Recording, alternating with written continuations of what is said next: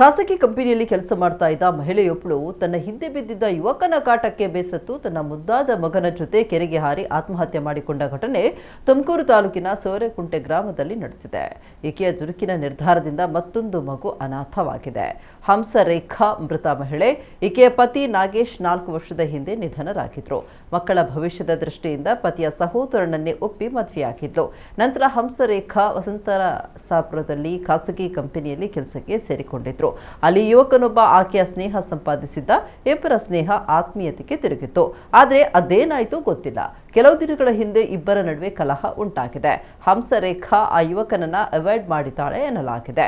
ಇದರಿಂದ ರೊಚ್ಚಿಗೆದ್ದ ಯುವಕ ಹಂಸರೇಖಾ ಜೊತೆ ನಡೆಸಿದ ಫೋನ್ ಸಂಭಾಷಣೆಯನ್ನ ಆಕೆಯ ಸಂಬಂಧಿಕರಿಗೆ ಕಳುಹಿಸಿದ್ದಾನೆ.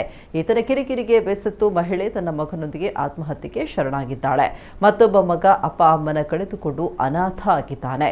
ಪ್ರಕರಣವನ್ನ ಗಂಭೀರವಾಗಿ ಪರಿಗಣಿಸಿರುವ ಪೊಲೀಸರು ಯುವಕನಿಗೆ ಬಲೆ ಬೀಸಿದ್ದಾರೆ.